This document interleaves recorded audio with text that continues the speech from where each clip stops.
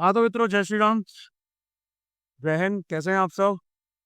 दिसंबर के पार्ट 3 के current affairs हम कवर करने जा रहे हैं। इनकी पीडीएफ ऑलरेडी मैंने टेलीग्राम और व्हाट्सएप और सीडीएस ड्राइव सब पर अपलोड कर दी है ना। और उसके साथ साथ फरवरी 2025 तक के करंट अफेयर्स कवर हो चुके हैं टेलीग्राम, व्हाट्सएप ग्रुप और सीडीएस ड्राइव पर। ये भी आपको अपलोडेड मिल जाए। ठीक है, एग्जाम आने वाला है तो इनके रिविजन्स लगाने चालू कर दो। ठीक है, नवंबर 2023 का जो हमारा एमसीक्यू वाला वीडियो है वो ऑलरेडी इस महीने, सॉरी इस वीक के एंड पे आ जाएगा, होली से पहले पहले ही आ जाएगा। और आपको पता है कि पॉलिटी प्लस हिस्ट्री के पिछले 5 सालों के हिस्ट्री के 200 क्वेश्चन, पॉलिटी के 150 क्वेश्चन हमने सॉल्व कर चुके है ना, 2020 से लेके 2024 तक। तो भैया मैं हूँ आपका ट्रस्टेड उस्ताद सीडीएस सीएपीएफ और एनडी प्रिपरेशन के लिए। नाम है अरुण सिंह तोमर। ठीक है, सीडीएस और एफकेट को मैंने 6 और 5 बार निकाला है। हमारे ऑनगोइंग बैचेस चल रहे हैं चीता का, है ना। सीएपीएफ का नोटिफिकेशन आ चुका है तो this is the prominent batch जो आपको ज्वाइन कर लेना चाहिए अगर आप सीएपीएफ एसी की कंप्लीट प्रिपरेशन करना चाहते हैं, 1-to-1 मेंटरशिप चाहते हैं पेपर 2 के एलिमेंट्स के लिए। पेपर 1 तो हमारा स्ट्रॉन्ग है ही है, पेपर 2 भी बहुत ज़्यादा स्ट्रॉन्ग है ना। और जिसको पसंद है 2 बैच चाहिए तो भैया वो भी इनरोल कर सकता है, डीएम कर सकते हैं आप व्हाट्सएप पे और मैं आपको सारी डिटेल्स भेज दूँ। अब आगे आगे बात करेंगे। सुप्रीम कोर्ट ने अपनी नहीं पावर्स एक्सपेंड की है एनआईए, नेशनल इन्वेस्टिगेशन एजेंसी की, है ना। सुप्रीम कोर्ट ने बोला है एनआईए के पास में ये पावर है कि वो नॉन शेड्यूल्ड ऑफेंसेस, है ना, उनको इन्वेस्टिगेट कर सकते हैं अगर वो किसी शेड्यूल्ड ऑफेंस के साथ जुड़े हुए हैं। ठीक है, एनआईए एक्ट 2008 के अंडर में। ठीक है, अब ये जो एनआईए एक्ट 2008 है इसमें कैटेगरीज बना रखी है शेड्यूल्ड ऑफेंसेस की जिनको एनआईए एक्ट इन्वेस्टिगेट कर सकता है। ठीक है, जिसमें हमारा एटॉमिक एनर्जी एक्ट 1962 है, एंटी हाईजैकिंग एक्ट 1982 है, सार्क का convention suppression of terrorism act 1993 है, और यूएपीए यूएपीए यानी कि अनलॉफुल एक्टिविटीज प्रिवेंशन एक्ट। ये सारे के सारे जो आपके शेड्यूल्ड ऑफेंसेस में आते हैं। एनआईए के बारे में आप सबको पता है, ये central counter terrorism law enforcement agency है जिसको एनआईए एक्ट 2008 के अंडर में सेटअप किया गया था 26/11 के मुंबई अटैक्स के बाद। हेडक्वार्टर है न्यू दिल्ली, 2 जोनल ऑफिसेज हैं इनके। एक तो आता है नॉर्थ ईस्ट में, दैट इज इन गुवाहाटी, और दूसरा आता है आपका हमारा नॉर्थ में अभी सेटअप किया गया है जम्मू। ठीक है, आगे बात करेंगे। One nation one election bill को इंट्रोड्यूस किया गया है लोकसभा में। ठीक है, बेसिकली 2 बिल हैं हमारे जिसमें मैकेनिज्म बताया गया है कि साइमल्टेनियस इलेक्शंस, एक साथ इलेक्शंस आप कैसे करवा सकते हैं। ठीक है, अब देखो कॉन्स्टिट्यूशन का ये 129th अमेंडमेंट बिल 2024 और union territories laws amendment bill 2024 इनका नाम है और इनको फॉर्मली किया गया है इंट्रोड्यूस। ठीक है, मतलब 129th कॉन्स्टिट्यूशनल अमेंडमेंट बिल रहेगा। अब इसके की प्रोविजंस में क्या है कि क्या क्या इसमें नया आपका सजेस्ट किया गया है। तो सबसे पहले तो बोला गया है कि एक नया आर्टिकल 82A इंसर्ट किया जाए, है ना। ये साइमल्टेनियस इलेक्शंस के लिए होगा, एक साथ इलेक्शंस करवाए जा रहे हैं। इसमें ये बोला गया है कि इलेक्शन कमीशन जो है वो जनरल इलेक्शंस करवाएगा लोकसभा के और आपके स्टेट लेजिस्लेटिव असेंबलीज के भी, विधानसभाओं के भी। अब ये जो स्टेट लेजिस्लेटिव असेंबलीज हैं इनके टर्म की बात करें तो सारे के सारे स्टेट लेजिस्लेटिव असेंबलीज का टर्म जो है वो आपका एक साथ खत्म होगा। जैसे ही लोकसभा का टर्म खत्म होगा वैसे ही अलग अलग स्टेट लेजिस्लेटिव असेंबली का आपका टर्म भी खत्म हो जाएगा। अब अमेंडमेंट भी आया है आर्टिकल 83 में, इसमें अलग अलग टर्म्स के बारे में बताया है, जैसे कि अनएक्सपायर्ड टर्म क्या होगा, मिड टर्म क्या होगा, ठीक है, जनरल इलेक्शंस क्या होंगे। इसमें बोला गया है कि अगर लोकसभा को 5 साल से पहले डिसॉल्व कर दिया जाता है ना, लोकसभा का फुल टर्म 5 साल का होता है, अगर उससे पहले लोकसभा भंग हो जाती है तो जो पीरियड रहेगा आपका डेट ऑफ डिसोल्यूशन का और एक्सपायरी ऑफ फुल टर्म का, वो आपका एक अनएक्सपायर्ड टर्म माना जाएगा। फॉर एग्जाम्पल लोकसभा को 2019 में खत्म हो रहा, लेकिन 2027 में वो डिसॉल्व कर दी गई, है ना। तो 2027 से 2029 तक का जो टर्म रहेगा उसको अनएक्सपायर्ड टर्म कहा जाएगा। अब इसमें क्या किया जाएगा, एक मिड टर्म इलेक्शंस किए जाएंगे जिसमें नई लोकसभा बनाई जाएगी, और वो बनाई जाएगी आपकी अनएक्सपायर्ड टर्म के लिए, रिमेनिंग 2 साल के लिए। ठीक है। आर्टिकल 172 के अमेंडमेंट की बात अगर हम करते हैं तो इसमें अनएक्सपायर्ड टर्म के बारे में बताया गया है, फुल टर्म के बारे में बताया गया है जो स्टेट लेजिस्लेटिव असेंबली के लिए होगा। अब दूसरा जो हमारा बिल था आपका union territories laws amendment bill 2024, इसमें हमारा यूनियन टेरिटरीज एक्ट 1963 जो है, national capital territory of Delhi act 1991 है, Jammu and Kashmir reorganisation act 2019 जो है, इन सबको अमेंड किया जाएगा।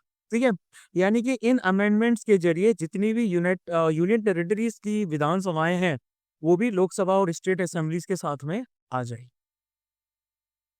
अब जर्मनी की बात करें तो जर्मनी करने वाले हैं स्नैप इलेक्शंस, है ना, क्योंकि जो चांसलर है वहां के वोट ऑफ कॉन्फिडेंस उन्होंने लूज कर दिया, यानी कि अविश्वास मत उनके यहाँ भी हुआ है जिसको वो मेजोरिटी प्रूव नहीं कर पाए हैं, तो अब स्नैप इलेक्शंस होगी। स्नैप इलेक्शंस का क्या मतलब होता है, चुटकी बजाते, मतलब अर्लियर देन एक्सपेक्टेड, जो एक्सपेक्टेड था उससे पहले ही हो रहा है। ये बेसिकली एक यूनिक पॉलिटिकल अपॉर्चुनिटी है जिसमें पार्लियामेंट में डेडलॉक को सुलझाया जाता। ठीक है। अब देखो यहाँ जर्मनी के इलेक्शन सिस्टम कैसे वर्क करते हैं, लेट मी ब्रीफली थोड़ा मैं आपको बता देता हूँ। यहाँ पर आता है mixed members proportional representation system. ठीक है। यानी कि यहाँ का जो इलेक्टोरल सिस्टम है ये एक कॉम्बिनेशन है मेजोरिटी का, मेजोरिटी जिसको हम लोग बोलते हैं फर्स्ट पास द पोस्ट, जो हमारे यहाँ लोकसभा और विधानसभा चुनाव में किया जाता है। ठीक है, मतलब जो फर्स्ट वोट्स होते हैं, और इसमें मेजोरिटी का कॉम्बिनेशन है, और दूसरा कॉम्बिनेशन है यहाँ पर प्रोपोर्शनल रिप्रेजेंटेशन का। ठीक है, जो हमारे राष्ट्रपति और उपराष्ट्रपति के चुनाव में लगाया जाता है। ठीक है, तो यहाँ पर इन दोनों का चुनाव वो है, इसको कहा जाता है फर्स्ट वोट और इसको कहा जाता है सेकंड वोट। ठीक है, तो सबसे पहले आपके first pass the post system यानी कि मेजोरिटी वोट्स हो जाते हैं, फर्स्ट वोट्स हो जाते हैं। उसके बाद में प्रोपोर्शनल रिप्रेजेंटेशन सिस्टम रहता है जो कि बेस्ड रहता है on the basis of votes for party list in lander. ठीक है, यहाँ पर एक बॉडी होती है लैंडर, उनकी पार्टी लिस्ट के बेसिस पे होता है। अब यहाँ पर जो 299 मेंबर्स इनके होते हैं, ठीक है, ये मेंबर्स इनके होते हैं बुंडेसटैग के, जिसको लोअर हाउस ऑफ पार्लियामेंट कहा जाता है, यानी कि वहां की लोकसभा समझ लो। इनको चुना जाता है फर्स्ट वोट्स के जरिए, जैसा अपने यहाँ चुना जाता है ना, और रिमेनिंग जो है उनको चुना जाता है सेकंड वोट्स के जरिए। अब अगर चांसलर को इलेक्ट करना होता तो जर्मन सिटीजन्स डायरेक्टली अपने चांसलर को इलेक्ट नहीं करते, जैसे हम भी नहीं करते, लेकिन उनके वोट्स डिटरमाइन करते हैं कि पार्लियामेंट का मेकअप कैसा रहेगा। जैसे हमारे वोट्स डिटरमाइन करते हैं कि लोकसभा में एमपी कौन जाएंगे, है ना, और जो एमएलएज होते हैं राज्यों के वो आपके राज्यसभा के एमपीज को चूज करते हैं, तो इन अ वे हम उनको भी इनडायरेक्टली चूज कर लेते हैं। तो यहाँ पर भी कुछ कुछ वैसा ही सिस्टम है। ठीक है, कि जर्मन सिटीजन डायरेक्टली चांसलर को इलेक्ट नहीं कर रहे हैं, लेकिन उनकी वोट डिटरमाइन कर रहे हैं कि उनकी पार्लियामेंट का मेकअप कैसा होगा। ठीक है, और उस 4 साल के लिए जब उनका ड्यूरेशन रहता है तो उनकी जो पार्लियामेंटेरियंस हैं वो भैया आपके क्या कर देंगे, फर्दर चांसलर को इलेक्ट करेंगे। इसके साथ साथ यहाँ पर होता है ड्वेल वोटिंग सिस्टम। ठीक है, अभी जो ड्वेल वोटिंग सिस्टम होता है, यहाँ पर हर वोटर के पास में 2 वोट्स होते हैं। ठीक है, एक वोटर के पास में 2 वोट्स होते हैं। ठीक है, यानी कि फर्स्ट वोट हो गया आपका इंडिविजुअल कैंडिडेट के लिए अपनी अलग अलग कॉन्स्टिट्यूएंसीज में, ये इनका फर्स्ट वोट हो जाता है। ठीक है, मतलब कि मेजोरिटी सिस्टम। और उसके बाद में इनका जो रहता है दूसरा पोस्ट जो रहता है वो आपका रहता है पार्टी लिस्ट के लिए, जो अभी मैंने आपको बताया था इन लैंडर। ठीक है, उसके साथ साथ यहाँ पर ओवरहैंग सीट्स का भी एक सिस्टम रहता है। अगर पार्टी को ज्यादा सीट्स मिल गई फर्स्ट वोट में यानी कि मेजोरिटी सिस्टम में, है ना, तो उसको जो है सेकंड वोट के रिजल्ट की बेसिस पे इंटाइटल किया जाएगा, यानी कि वो अपनी एडिशनल सीट्स को अपने पास रख सकती है। इसको ओवरहैंग सीट्स कहा जाता है। ठीक है, उसके बाद में आता है बैलेंस सीट्स का कंसेप्ट। अगर किसी केस में जहां पार्टीज को ओवरहैंग सीट्स मिल चुकी हैं, है ना। तो बैलेंस सीट्स जो है वो आपकी दूसरी पार्टीज में ऐड कर दी जाएंगी ताकि कंप्लीट प्रोपोर्शनैलिटी वोट्स के शेयर की हो सारी पार्टीज को नेशन वाइड। ठीक है। अब चांसलर के इलेक्शन के लिए होता है नॉमिनेशन। ठीक है। फेडरल इलेक्शन होता है, फेडरल प्रेसिडेंट नॉमिनेट करते हैं एक कैंडिडेट को चांसलरशिप के लिए। फिर आपका जो इलेक्शन है वो होता है बुंडेसटैग के जरिए। ठीक है। बुंडेसटैग जो है वो वोट करता है नॉमिनेटेड कैंडिडेट पे एक सीक्रेट बैलेट के जरिए। इलेक्ट करने के लिए कैंडिडेट को एक एब्सोल्यूट मेजोरिटी चाहिए होती है वोट्स की। सेकंड और थर्ड राउंड होते हैं। अगर कोई भी कैंडिडेट आपका एब्सोल्यूट मेजोरिटी फर्स्ट राउंड में नहीं ले पाता है तो सेकंड राउंड कंडक्ट किया जाता है। अगर सेकंड राउंड भी हो जाता है तो फिर वो थर्ड फेस करते हैं और फिर जिसको सबसे ज्यादा लार्जेस्ट नंबर ऑफ वोट्स मिलते हैं वो इलेक्ट हो जाता है। मतलब काफी हद तक देखा जाए तो इंडिया जैसा ही कुछ कुछ सिस्टम यहाँ पर आ जाता है जैसे हमारे प्रेसिडेंट को चूज किया जाता है। आगे बात करेंगे Radhakrishnan panel recommends restructuring of national testing agency. ठीक है। 7 मेंबर का एक पैनल जो है वो अपॉइंट किया गया था जून 2024 में। ठीक है। पेपर लीक को लेके जो इतना सारा हल्ला मच रहा था, common university entrance test under grade जो आपका था CUET क्विट यूजी का, उसको लेके। अब देखो कॉमन एंट्रेंस टेस्ट के साथ बहुत सारे इश्यूज हैं इंडिया में। सबसे पहला तो है लीक्स का, कि जो क्वेश्चन पेपर्स हैं वो लीक हो जाते हैं। मार्क्स की इरेगुलरिटीज काफी ज्यादा है। जैसे कि नीट का जो यूजी का 2024 का आपका एग्जाम पेपर्स आपके जो लीक हुए थे, इरेगुलरिटीज आई थी जो ग्रेस मार्क्स स्टूडेंट को दिए थे उनको लेके, ये मेजर मुद्दा आ जाता है। उसके बाद एग्जाम कई बार कैंसिल भी हो जाते हैं। ठीक है। एग्जाम कैंसिल हो जाते हैं, टेक्निकल ग्लिचेस आ जाते हैं, सिस्टमेटिक फेलियर्स आ जाते हैं बायोमेट्रिक इंफ्रास्ट्रक्चर में, सर्वर का फेलियर। जैसे UGC NET जून 2024 की कैंसिलेशन हुई। इससे पहले सीडेक ने जब पहली बार एफकेट करवाया था ना आपका 2017 में, तो जब मैं देने गया था ना तो मेरे एग्जाम का भी इन्होंने फकअप कर दिया था। उसके बाद मुझे दोबारा बुलाया था लेकिन मैं गया नहीं देने, इसीलिए भैया मैंने 5 एफकेट ही कर पाए हैं। वैसे रिजल्ट उसका भी क्लियर ही था मेरा, लेकिन उन्होंने दोबारा करवाया तो फिर जाना नहीं हुआ। उसके बाद आता ऑपरेशनल ट्रांसपेरेंसी की भैया रिजल्ट्स में डिले होना, इनकंसिस्टेंट डिफिकल्टी लेवल होना पेपर में, प्रोसेस ऑफ नॉर्मलाइजेशन जैसा एफकेट में होता भैया। नॉर्मलाइजेशन को उन लोगों ने इतना नॉर्मलाइज नहीं किया है, नॉर्मलाइज ही एकदम एक्सेप्शनल हो गया है, तो लोगों को दिक्कतें आती हैं। ठीक है। उसके बाद में रिकमेंडेशन क्या दिए भैया इस एग्जाम रिफॉर्म्स को लेके पैनल ने, तो इन्होंने बोला है कि डीजी एग्जाम होना चाहिए। ठीक है। जैसे डीजी यात्रा है ना, डीजी एग्जाम होना चाहिए, कॉम्प्रिहेंसिव ऑथेंटिकेशन होना चाहिए, इम्पर्सोनिफिकेशन रोकने, इम्पर्सोनेशन रोकने के लिए किसी की जगह कोई जाके बैठ जाता है। एनटीए को रिस्ट्रक्चर करो, हायर एजुकेशन एंट्रेंस एग्जाम के लिए ही इसको अलाउ करो कि भैया तुम बस हायर एजुकेशन ही एग्जाम करवाओगे। इंस्टीट्यूशनल लिंकेज करवाओ स्टेट और डिस्ट्रिक्ट अथॉरिटीज के साथ। ठीक है। सुटेबल टेस्टिंग सेंटर्स को ढूंढो सबसे पहले, जो सस्पिशियस एलिमेंट्स है उनकी लिस्ट को प्रिपेयर करो, उनके ऊपर नजर बनाए रखो। और मोबाइल टेस्टिंग सेंटर, ये एक यूनिक सुझाव। ठीक है। एस्पिरेशनल कैंडिडेट जो रूरल, रिमोट और थिनली पॉपुलेटेड एरिया से आते हैं वहां पे मोबाइल टेस्टिंग सेंटर्स लगाओ। उसके बाद में आगे आगे बात करते हैं हम लोग hydro oxy methane sulphonate HMS की। एक रिसेंट स्टडी की गई है जिससे ये पता चल रहा है कि लोअर सल्फेट कंसंट्रेशंस जो एयर में है, जिसको कॉम्बिनेशन आ रहा है लो टेम्परेचर के साथ में, इससे एसिडिटी पार्टिकुलेट मैटर पार्टिकल्स की बढ़ जाती। ठीक है। यानी कि ये जो रिडक्शन हो रहा है एसिडिटी में, इससे HMS बढ़ जाता है, जो कि एक कंपोनेंट है PM2.5 पार्टिकल्स का। ये टिपिकली आपका फॉर्मल्डिहाइड और उसके साथ साथ सल्फर डाइऑक्साइड के रिएक्शन से बनता है in the present of liquid water. ठंडे इलाकों में ये जो रिएक्शंस हैं ये एरोसोल्स के पार्टिकल्स पर भी हो जाते हैं। इससे फाइन पार्टिकुलेट मैटर PM2.5 जो रहता है उसकी लेयर बन जाती है, जिसकी वजह से इस तरह का एयर पॉल्यूशन होता है। ठीक है। हेल्थ इश्यूज होते हैं। ये जो HMS के पार्टिकल्स होते हैं एरोसोल्स में, ये कंट्रीब्यूट करते हैं हेज फॉर्मेशन में और एयर क्वालिटी खराब कर देते हैं। आगे बात करेंगे मिल्क वीट फाइबर की, तो मिनिस्ट्री ऑफ टेक्सटाइल्स जो है वो इनकरेज कर रहे हैं रिसर्च और डेवलपमेंट को नए नेचुरल फाइबर्स में, जिसमें मिल्क वीट फाइबर भी आ जाता है। यानी कि एक यूनिक नेचुरल फाइबर है जिसको सीड पॉड्स से निकाला जाता है। ये जो प्लांट है ये आपके मिल्क वीट के प्लांट्स, इनको साइंटिफिकली बोला जाता है एक्सक्लेपायस साइरिका एल, इस नाम से इनको बुलाया जाता है। अब ये प्लांट आपका पाया जाता है नॉर्थ अमेरिका में, इंडिया में ये मिलेगा राजस्थान में, कर्नाटक में और तमिलनाडु में। ठीक है, इसके अंदर आपको ऑयली मटेरियल मिलेगा, मतलब हम लोग इसको बुढ़िया के बाल बोलते थे। ठीक है, बचपन में ये जो पता गुजिया जैसी दिखती है, ये ऐसे गुजिया जैसा दिखता है, आपने भी शायद गाँव वगैरह में देखा होगा।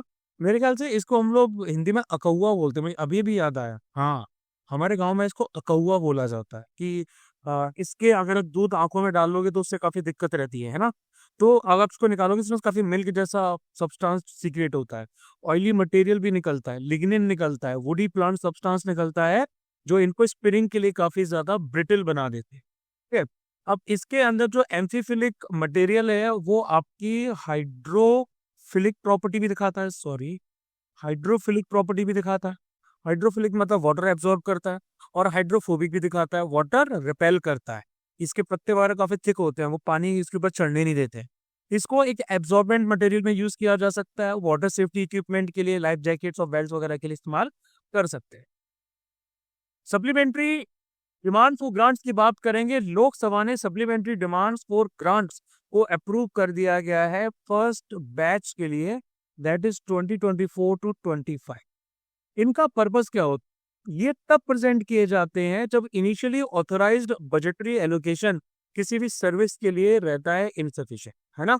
जितना पैसा आपका एलोकेट किया था बजट में वो इनसफिशिएंट है, या फिर कोई नया खर्चा जो है वो सामने आ गया है। ठीक है, जो कि ओरिजिनल बजट में हमने नहीं सोचा था। अब प्रेसिडेंट क्या करते हैं, एक स्टेटमेंट पार्लियामेंट के सामने रखवाते हैं। ठीक है, जिसमें एस्टिमेटेड एडिशनल एक्सपेंडिचर चाहिए उसको बताते हैं, डिमांड के ऊपर डिबेट होता है, फिर दोनों हाउसेस उसको अप्रूव करते हैं, और फाइनेंशियल ईयर से पहले ही इनको पास करना होता है। स्लाइनेक्स की बात करते हैं तो बायलैटरल नेवल एक्सरसाइज स्लाइनेक्स जो है वो श्रीलंका और इंडिया के बीच में कंडक्ट की गई, ईस्टर्न नेवल कमांड के अंडर में है। 2005 में इसको स्टार्ट किया गया था बायलैटरल नेवल एक्सरसाइज के तौर पे। इंडिया की तरफ से INS सुमित्रा जो है वो आपकी रिप्रेजेंट कर रही है। श्रीलंका का फ्लीट जो है उसमें SLNS सयूरा जो है वो आ रहा है। ठीक है, इसके दो फेज होते हैं, सी फेज भी होता है और हार्बर फेज भी होता है। आगे बात करते हैं search and rescue aid tool यानी कि सर्च के बारे में। तो Indian national centre for ocean information services INCOIS जो है, इन्होंने एक एडवांस वर्जन सर्च का ढूंढ के मतलब डेवलप किया है। इससे एक्यूरेसी बढ़ेगी। इंडियन सर्च और रेस्क्यू एजेंसीज जो हैं, ठीक है, ICR जो एजेंसीज हैं, इनको सपोर्ट वगैरह ज्यादा मिलेगा, लाइक इंडियन कोस्ट गार्ड सी ऑपरेशंस में काफी एफिशिएंसी बढ़ेगी। इसको मेक इन इंडिया के अंडर में 2016 में डेवलप किया गया था, सर्च और रेस्क्यू ऑपरेशंस को सी पर फैसिलिटेट करने के लिए, इंडिविजुअल्स को या वेसल्स को जो डिस्ट्रेस में जो कहीं फंसे हुए हैं उनको लोकेट करने के लिए। ठीक है, ये मतलब कि आपका मोबाइल एप्लीकेशंस के तौर पे भी अप्लाई है यूजर्स को। इनकॉइस की अगर हम बात करें तो ये एक ऑटोनोमस बॉडी के तौर पे 1999 में मिनिस्ट्री ऑफ अर्थ साइंसेस के अंडर में स्टेब्लिश की गई। ठीक है, इनका मैंडेट था बेस्ट पॉसिबल ओशन इंफॉर्मेशन और एडवाइजरी सर्विसेज सोसाइटीज को उपलब्ध करवाना। आगे बात करते हैं डायबिटीज बायो बैंक के बारे में। तो Indian council of medical research ICMR, इन्होंने देश का पहला डायबिटीज बायो बैंक जो है वो चेन्नई में सेटअप किया। ठीक है, ये एक क्रोनिक मेटाबॉलिक डिसीज होती है जिसमें आपका जो पेंक्रियास होता है वो इंसुलिन या तो कम या बहुत कम मात्रा में ना के बराबर प्रोड्यूस करने लगा। ठीक है, अब ये जो बायो बैंक है ना, इसमें पॉपुलेशन बेस्ड बायोलॉजिकल सैंपल्स होंगे। ठीक है, और इसको गैदर करेगा, प्रोसेस करेगा, स्टोर करेगा, डिस्ट्रीब्यूट करेगा बायो स्पेसिमेंस को साइंटिफिक स्टडीज के लिए ICMR की परमिशन के साथ साथ। इससे जेनेटिक, लाइफस्टाइल और एनवायरमेंटल फैक्टर्स जो भी डायबिटीज के पीछे हैं उनको स्टडी किया जाए। किसान कवच की बात करें तो साइंटिस्ट ने डिपार्टमेंट ऑफ बायोटेक्नोलॉजी की मदद से, है ना, मतलब जो साइंटिस्ट ने आपके वो DBT के अंडर में क्या कर रहे हैं, एक इंडिजीनियस हमारा खुद का लोकल एंटी पेस्टिसाइड सूट जिसको कहा जाता है किसान कवच, इसको इन्होंने डेवलप किया है। ठीक है, इसको डेवलप किया गया है ब्रिक इन स्टेम के जरिए बेंगलोर में। ठीक है, ताकि फार्मर्स को पेस्टिसाइड एक्सपोजर के हार्मफुल इफेक्ट से बचाया जा सके। इस किट में एक ट्राउजर है, एक ऊपर का आपका पुलोवर है, एक फेस कवर है जो कि आपका बना है ऑक्सिम 5 फैब्रिक का। ठीक है, ऑक्सिजन फैब्रिक जो रहता है ये केमिकली किसी भी तरह के कॉमन पेस्टिसाइड को तोड़ सकता है जो उसके ऊपर डाला गया है, ठीक है, उसके कपड़े के ऊपर डाला गया है। आगे बात करेंगे गोलन हाइट्स के बारे में। तो इसराइल ने गोलन हाइट्स में सेटलमेंट्स बढ़ाने का प्लान किया है, ठीक है। इसराइल ने गोलन हाइट्स को कैप्चर किया था सीरिया से 1967 में 6 डे वॉर के दौरान, ठीक है। और 1981 में इसको टोटली एनेक्स कर लिया था। इंटरनेशनली रिकॉग्नाइज नहीं है ये। इसकी लोकेशन की बात करें तो ये आ जाता है आपका साउथ वेस्टर्न सीरिया में, ठीक है, साउथ वेस्टर्न सीरिया की तरफ आ जाता है। गोलन हाइट्स एक रॉकी प्लेट्यू है जिसके आसपास लेबनान है, इसराइल है, और यहाँ देखोगे तो भैया जॉर्डन भी है। इसके आसपास रिवर्स भी फ्लो करती हैं आपकी, ये जॉर्डन रिवर है वो फ्लो करती है। सी ऑफ गैलीली आ जाता है जो इसके वेस्ट में है। माउंट हरमन जो है ये इसके नॉर्थ में आ जाता है। और उसके साथ साथ सीजनल आपकी एक नदी चलती है उसका नाम है वादी अन रुक्कद, ये आपकी ईस्ट की तरफ चलती है, ठीक है। साउथ की तरफ यहाँ पर आप देखोगे तो यहाँ पर आपको यारमुक रिवर जो है वो भी देखने को मिल जाएगी। ये बहुत स्ट्रेटेजिकली इंपॉर्टेंट है, ठीक है। सीरिया के मूवमेंट को मॉनिटर किया जा सकता है। सीरिया की जो कैपिटल है डमास्कस वो भी आपकी सिर्फ 60 किलोमीटर ही है यहाँ से, जो कि विजिबल होती है गोलन हाइट से, ठीक है। यानी कि नेचुरल बफर देता है किसी भी तरह के मिलिट्री एडवांसमेंट को। अगर सीरिया कोई भी मिलिट्री एडवांसमेंट यहाँ आगे की तरफ करता है तो नेचुरल बफर मिल जाता है इसराइल। करो लंका लगा देता है इनकी। तुलसी गौड़ा 1944 टू 2024 इन्वायरमेंटलिस्ट और पद्मश्री अवार्डी तुलसी गौड़ा जी जो हैं उनकी मृत्यु हो गई है। उनका जन्म हुआ था हालांकि ट्राइब में, कर्नाटक के उन्नाली गांव में, ठीक है। इनको इंसाइक्लोपीडिया ऑफ द फॉरेस्ट के नाम से जाना जाता था और इनका ट्राइब इनको ट्री गॉडेस के तौर पे बुलाता था। इनके फॉरेस्ट के बारे में काफी एक्सटेंसिव नॉलेज थी। इन्होंने तकरीबन 1 लाख पेड़ पूरे कर्नाटक में लगाए। 2021 में इनको पद्मश्री दिया गया इन्वायरमेंटल कंजर्वेशन के लिए एक्सेप्शनल कॉन्ट्रीब्यूशंस की। आगे बात करेंगे सुप्रीम कोर्ट इश्यूज डायरेक्शंस और suggestions to protect sacred groups, ठीक है। देखो सुप्रीम कोर्ट ने डायरेक्शंस दिए हैं कि सेक्रेड ग्रुप्स जो हैं, जो पवित्र आपके पेड़ वगैरह होते हैं, इनको बचाने के लिए, ठीक है। जैसे कि राजस्थान में आपके ओरांस आ जाते हैं, ठीक है। ये उन्होंने दिया है TN गोदावर्मन जजमेंट 1996 के अकॉर्डिंग्स में।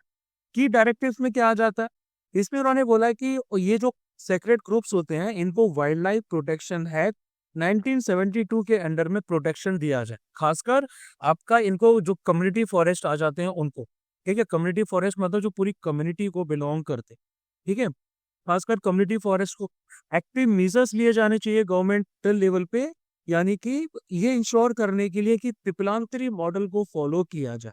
पिपलांतरी गांव जो है इसको बाकी जगह भी फॉलो किया जाए। पिपलांतरी मॉडल आपका राजस्थान की राजसमंद में आ जाता है। राजसमंद एक जिला है राजस्थान का, वहां पे छोटा सा गांव। कम्युनिटी ड्राइवन कंजर्वेशन एफर्ट्स है जहाँ पर विलेजेस क्या करते हैं, कोई भी अगर गर्ल का मतलब यहाँ पर बर्थ होता है, जन्म लेती है, तो 111 ट्रीज वो यहाँ पे प्लांट करते हैं, ठीक है। Ministry of environment forest and climate change ने को एक कॉम्प्रिहेंसिव पॉलिसी बनानी चाहिए कि सेक्रेड ग्रुप्स को प्रोटेक्शन किया जाए, गवर्नेंस और मैनेजमेंट किया जाए। इसके अंडर में MOEFCC जो है एक नेशन वाइड सर्वे करवाएगी सेक्रेड ग्रुप्स का, उसको करवाया जाना चाहिए, ठीक है। और राजस्थान गवर्नमेंट के द्वारा जैसा सजेस्ट किया गया है कि ट्रेडिशनल कम्युनिटीज को कस्टडियंस बनाया जाए यहाँ की देखभाल के लिए। ट्रेडिशनल कम्युनिटीज को लाइक शेड्यूल्ड ट्राइब्स को, बाकी ट्रेडिशनल फॉरेस्ट ड्वेलर्स को, जो कि recognition of forest rights act 2008 के अंदर में आता, ठीक है। तो सेक्रेड ग्रुप्स आपके पेड़ों का वो समूह होता है, क्लस्टर ऑफ ट्रीज होता है जिसकी कल्चरल या स्पिरिचुअल सिग्निफिकेंस होती है लोकल कम्युनिटीज के लिए, जो उसको प्रोटेक्ट करते हैं, सस्टेन करते हैं। इंडिया में हाईएस्ट कंसंट्रेशन है सेक्रेड ग्रुप्स का वर्ल्ड में, तकरीबन हमारे पास 1 लाख से ऊपर सेक्रेड ग्रुप्स है, ठीक है। इनको अलग अलग नाम से जाना जाता है, जैसे राजस्थान में इनको देवरा है, मालवन है, उसके नाम से बुलाया जाता है। उत्तराखंड में तो इनको पुग्याल नाम से बुलाया जाता है, ठीक है। यूनिक जो आपको है ना वो लिविंग रूट ब्रिजेस, जिसको मेघालय में जिंगक्यांग जिरी कहा जाता है ना, जो लिविंग रूट ब्रिज है उसको यूनेस्को वर्ल्ड हेरिटेज साइट के तौर पे रिकॉग्नाइज भी किया। अब आगे बात करेंगे fourth edition of ILO global estimates और international migrants in the labour force release. International migrants जो हैं वो पहुंच चुके हैं 284 मिलियन, जिसमें से 250 मिलियन के आसपास, 255 मिलियन के आसपास आपको बिलोंग करते हैं ग्लोबल वर्किंग एज पॉपुलेशन को, मतलब 15 साल से ऊपर वाले। वुमेन जो हैं वो आपकी 38% आ जाती हैं इंटरनेशनल माइग्रेंट्स में, लेबर फोर्स में, जबकि 61% जो है वो है आपके मैन। यानी कि ओवरऑल देखा जाए तो 2022 में वुमेन आपकी 4.7% ग्लोबल लेबर फोर्स में थी। अनएम्प्लॉयमेंट रेट इंटरनेशनल माइग्रेंट्स का नॉन माइग्रेंट्स के कंपैरिजन में काफी ज्यादा हाई है। अब इंटरनेशनल माइग्रेंट्स होते कौन है? इंटरनेशनल माइग्रेंट्स यानी कि वो लोग जो किसी दूसरी कंट्री में रिसाइड करते हैं अपनी होम कंट्री के अलावा, है ना, other than the country of birth, यानी कि फॉरेन बॉर्न रेसिडेंट्स भी इनको कहा जाता है। इसमें रिफ्यूजीज, असाइलम सीकर्स और उससे जुड़े रिलेटेड ग्रुप्स आ जाते हैं। इनको इकोनॉमिक ग्रोथ का की ड्राइवर भी माना जाता है, हालांकि आई एम हाउली हाईली डाउटिंग है। इंटरनेशनल रेमिटेंसेस जो रहते हैं आपका, हाँ, इस एंगल से देखा जा सकता है। ठीक है, इंटरनेशनल रेमिटेंसेस जो हैं वो आपके सन 2000 से 2022 तक काफी बढ़े हैं। 128 यूएस बिलियन डॉलर से आपका 831 बिलियन डॉलर्स पहुंचे हैं, ऐसा वर्ल्ड माइग्रेशन रिपोर्ट 2024 ने कहा है। रेमिटेंसेस का मतलब होता है जो पैसा बाहर के लोग अपनी होम कंट्री में भेजते हैं। अब इंडिया ने पहला गैंग्स रिवर, गंगा रिवर का डॉल्फिन टैगिंग असम में चालू कर दिया। ये टैगिंग जो है प्रोजेक्ट डॉल्फिन के अंडर में की जा रही है। इसमें एक डिवाइस आपका अटैच किया जाता है, मार्कर या टैग जो है वो आपका डॉल्फिन्स में लगाया जाता है उनकी आइडेंटिफिकेशन या ट्रैकिंग के लिए। इससे हम इनके माइग्रेटरी पैटर्न्स को समझ सकते हैं, कहाँ कहाँ तक इनकी रेंज है उसको समझ सकते हैं, डिस्ट्रीब्यूशन को समझ सकते हैं, हैबिटेट्स कौन कौन से यूटिलाइज करते हैं ये उनको समझ सकते हैं, खासकर फ्रेगमेंटेड रिवर सिस्टम। ठीक है, तो इसको कंडक्ट किया गया है ministry of environment, forest and climate change के द्वारा और इम्प्लीमेंट किया जाएगा wild life institute of India के द्वारा। कोलैबोरेशन है असम के फॉरेस्ट डिपार्टमेंट का। ठीक है, इसको फंड किया गया है नेशनल कैंपा अथॉरिटी के द्वारा। नेशनल कैंपा अथॉरिटी को कंपनसेटरी एफोरेस्टेशन फंड एक्ट 2016 के अंडर में स्टेब्लिश किया गया था, जो कि नेशनल कंपनसेटरी एफोरेस्टेशन फंड को मैनेज करती है, जो कि पब्लिक अकाउंट ऑफ इंडिया के अंडर में आ जाता है। प्रोजेक्ट डॉल्फिन की बात करें तो ये आपका MOEFCC फंडेड प्रोजेक्ट है, 2020 में लॉन्च किया गया था। प्रोजेक्ट टाइगर की लाइन और लेंथ पे इसका सीधा सा एम है कि डॉल्फिन को, जो गंगा रिवर की डॉल्फिन है, इनको बचाना है, रिगराइन इकोसिस्टम को बचाना। ठीक है, अब देखो जो आपकी गंगा रिवर की डॉल्फिन है इसका साइंटिफिक नाम है प्लेटेनिस्ट्रा गैंगेटिका। ठीक है, ये भैया इसका साइंटिफिक नाम। ये इंडिया का नेशनल एक्वेटिक एनिमल भी है और ये इंडियन सब कॉन्टिनेंट को बिलोंग करता है हमारा। यहीं का जो है वो ये एंडेमिक है। इनके हैबिटेट की बात करें तो ये गंगा, ब्रह्मपुत्र और मेघना रिवर के आसपास के फ्रेश वाटर तक रिस्ट्रिक्टेड है। इसके साथ साथ आपका जो नेपाल वाला पार्ट आ जाता है, यानी कि कर्णाफुली और संगू रिवर सिस्टम है, वहां तक भी आ जाता है। IUCN स्टेटस इनका है इंडेंजर्ड और ये होती हैं ब्लाइंड, यानी कि ये रिलाई करती हैं इको लोकेशन पे, यानी कि ऑब्जेक्ट्स की लोकेशन को डिटरमाइन करती हैं साउंड के रिफ्लेक्शन से अपनी बायोलॉजिकल नीड्स के लिए। ठीक है, इनके सामने देखोगे तो भैया इनका मुंह की तरफ एक ऐसा थिन स्नाउट टाइप का इनका निकला रहता है। ठीक है, बेली काफी गोल होती है, इनकी बॉडी काफी स्टॉकी होती है, तगड़ी सी रहती है और इनके फ्लिपर्स जो है काफी बड़े होते हैं। फीमेल्स मेल से ज्यादा बड़ी होती है। अम्ब्रेला स्पीसीज में इनको टाइगर ऑफ द गंगा भी कहा जाता है। लोकली इनको सुसु नाम से बुलाया जाता है। ये यूनिक नॉइस है जब ये ब्रीथ करते हुए निकालती हैं, इसी की वजह से इसका नाम रखा गया।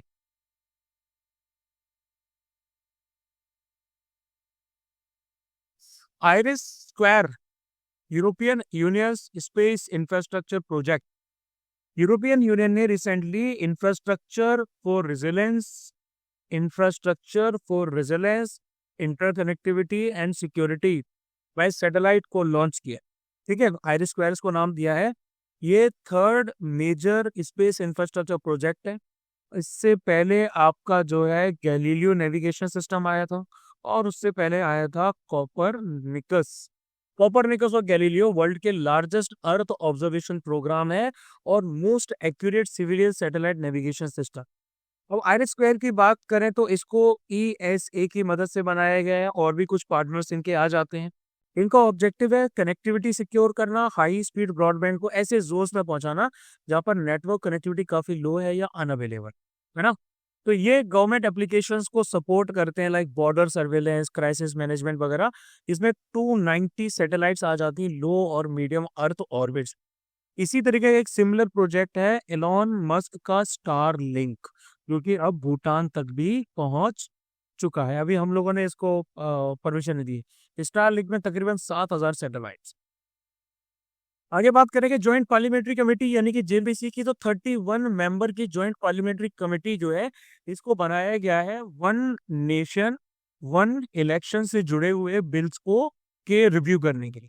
ठीक है, 21 लोकसभा मेंबर्स रहेंगे, 10 राज्यसभा मेंबर्स रहेंगे। इसके साथ साथ बिल्स मैंने अभी आपको बताए थे, कॉन्स्टिट्यूशन का 129th अमेंडमेंट बिल आ जाएगा, union territories loss amendment bill 2024 भी आ जाएगा। अब देखो, ये बेसिकली हमारी एक एड हॉक बॉडी है। एड हॉक बॉडी का मतलब ये टेम्परेरी बॉडी है जिसको स्पेसिफिक ऑब्जेक्टिव ड्यूरेशन के लिए बनाया गया है। यानी कि एक मोशन आपका पास किया जाता है in one house of the parliament, और दूसरा उसको क्या कर लेता है, एग्री कर लेता है। ठीक है, टेल्स इसकी जो मेंबरशिप की हैं सब्जेक्ट्स के बारे में वो पार्लियामेंट डिसाइड करता है। JCP की रिकमेंडेशन सरकार पे बाइंडिंग नहीं होती। फिर हम आगे बात करेंगे CCTNS की, तो तकरीबन 17,130 पुलिस स्टेशन देश में जो है वो crime and criminal tracking network और सिस्टम यानी कि CCTNS से जुड़ चुके हैं। ये फ्लैगशिप गवर्नेंस प्रोग्राम है मिनिस्ट्री ऑफ होम अफेयर्स का, जो कि नेशनल गवर्नेंस प्लान के अंडर में चलेगा। 2009 में इसको लॉन्च किया गया था। इसको 100% सेंट्रली स्पॉन्सर्ड स्कीम के तौर पर रखा गया है। एम आ जाता है कॉम्प्रिहेंसिव और इंटीग्रेटेड सिस्टम आपका डेवलप करना, एफिशिएंसी और एफिकेसी पुलिसिंग की हर लेवल पे बढ़ाना। इम्प्लीमेंटिंग एजेंसी ने आपकी आ जाएगी NCRB, national crime records bureau. ये की पिलर है inter operable criminal justice system का, ICJS का, जिससे क्रिमिनल जस्टिस के जो आपके मेन पिलर्स हैं उनको सपोर्ट किया जाएगा। इसके साथ साथ हमारे की जो बाकी के पिलर्स हैं उसमें कोर्ट्स हैं। ठीक है, जेल्स का लिए आपका प्रिजन्स है, फॉरेंसिक लैब के लिए फॉरेंसिक, प्रोसिक्यूशन के लिए प्रोसिक्यूशन वगैरह डेवलप किए गए। अब आगे बात करते हैं national commission for minority educational institutions NCMEI। तो 20th फाउंडेशन डे आपका इनका मनाया गया है। National commission for minority educational institutions NCME act 2004 जब कांग्रेस आपकी सत्ता में आई थी तब इसको बनाया गया था।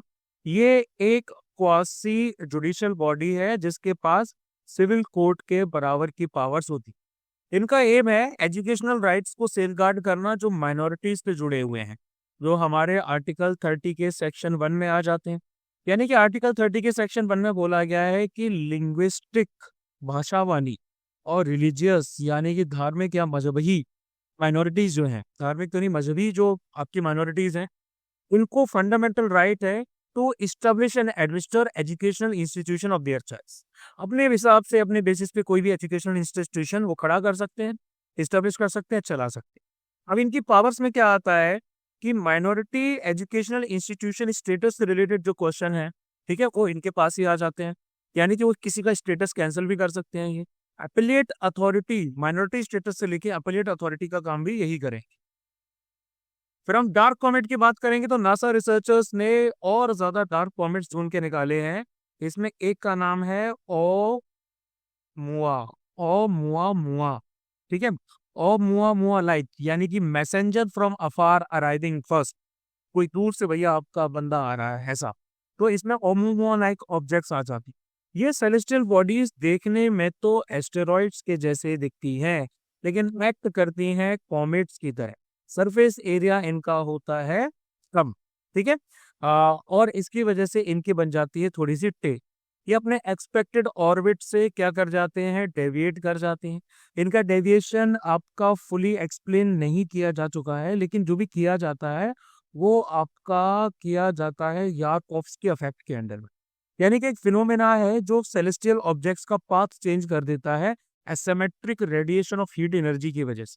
काफी तेजी से रैपिडली ये स्पिन करते हैं, एस्केपिंग गैसेस को डिस्पर्स कर देते हैं, डस्ट को सारी डायरेक्शंस में हटा देते हैं, जिससे ये थोड़े से लेस विजिबल होते हैं। पैर कॉमेट्स जो है वो इलोंगेटेड इलिप्टिकल पाथ्स को फॉलो करके जो उनको सन के पास में लेके आ जाते हैं और उसके बाद में ये दूसरी जगह चले जाते हैं सोलर सिस्टम। अब हम बात करेंगे वर्मम थेरेपी के बारे में। तो नेशनल इंस्टीट्यूट ऑफ सिद्ध यानी कि NIS, उन्होंने गिनीज वर्ल्ड रिकॉर्ड बनाया है वर्मम थेरेपी 567 इंडिविजुअल्स को एक साथ दी। यानी कि ये एक यूनिक और ट्रेडिशनल हीलिंग मॉडलिटी है जो सिद्ध सिस्टम ऑफ मेडिसिन में आ जाता है। ठीक है, वर्मम आपका oldest south Indian martial arts, one of the oldest south Indian martial arts है, जो कि बाद में एक थेरेपी में तब्दील होगी। यानी कि बेसिकली अनआर्म्ड फाइटिंग सिस्टम था जिसमें नर्व्स को टारगेट किया जाता था, वेन्स को, जॉइंट्स को, ऑर्गन्स वगैरह को। तो इसमें आपका थेरेपेटिक मैनिपुलेशन आ जाता है वर्मम पॉइंट्स का। ठीक है, जिसको आपका बोला जाता है वर्मा आदि, वर्मन असॉल्ट बोला जाता है। इसमें जो प्राणिक एनर्जी रहती है उसको कंसंट्रेट किया जाता है। ठीक है, बहुत यूनिक है, नॉन इन्वेजिव है, कॉस्ट इफेक्टिव है, नॉन फार्मालॉजिकल फॉर्म ऑफ ट्रीटमेंट आ जाता है। न्यूरोलॉजिकल और मस्कुलर ट्रीटमेंट के लिए काफी ज्यादा यूज किया जाता है, जैसे कि आप देख पा रहे हैं। फिर आगे हम बात करेंगे लाइबेरिया, जिसकी कैपिटल है मोनरोविया। इंडिया और लाइबेरिया ने फर्स्ट फॉरेन ऑफिस कंसल्टेशन किए हैं ताकि बायलैटरल टाइज आपस में बढ़ाए जा सके।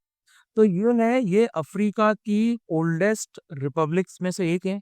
कभी भी इसके ऊपर कॉलोनियल रूल नहीं हुआ। लैंड बाउंड्रीज की बात करें तो यहाँ पर सियरा लियोन है जो कि इसके नॉर्थ वेस्ट में है। गीना जो है वो नॉर्थ में है। कोट डिवोयर जो है ये इसके आ जाती है ईस्ट में। मैरीटाइम बाउंड्री में अटलांटिक ओशन आ जाता है। ठीक है, साउथ और वेस्ट में। और इसकी लोकेशन अफ्रीका की कोस्ट पर ही आ जाती है। हाईएस्ट पीक का नाम है माउंट वुटोवे। इसको हुलगिजी माउंटेन के नाम से भी बुलाया जाता है। यहाँ पर एवरग्रीन वेजिटेशन आपको देखने को मिलेगा। रेड आयरनवुड, टीक, महोगनी, ये सारे पेड़ मिलते हैं। एनिमल्स में भी काफी ज्यादा मिल जाते हैं यहाँ पे। और बाकी अगर देखा जाए तो यहाँ पर डेजर्ट विंड चलती है, डस्टी और ड्राई, जिसको हारमेटन कहा जाता है। ये डेजर्ट विंड्स यहाँ पर ब्लो करती हैं जो सहारा से इनकी तरफ आती है। ठीक है, काफी ज्यादा रिलीफ लेके आती हैं हाई रिलेटिव ह्यूमिडिटी से।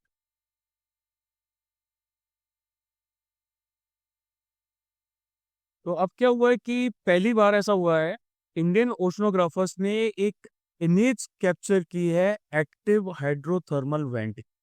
ठीक है, यानी कि हाइड्रोथर्मल एक्सप्लोरेशन प्रोग्राम जो आपका किया जा रहा है NCPOR, national centre for polar and ocean research, और NIOT, national institute of ocean technology, इनके द्वारा ज्वाइंटली किया जा रहा है।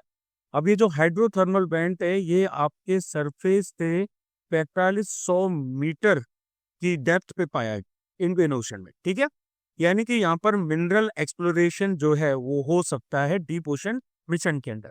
अब देखो हाइड्रोथर्मल वेंट होते क्या। हाइड्रोथर्मल वेंट आपके अंडर वाटर स्प्रिंग्स होते हैं जहाँ पे कोल्ड वाटर प्रिवेल करता है ना। ये समुद्र की तली है, यहीं के आसपास आपको कोल्ड वाटर रहता है। ये आपका कांटेक्ट में आता है मैग्मा के साथ। ठीक है, मैग्मा के साथ आता है, मतलब कि एक टेक्टोनिकली एक्टिव रीजन रहता है।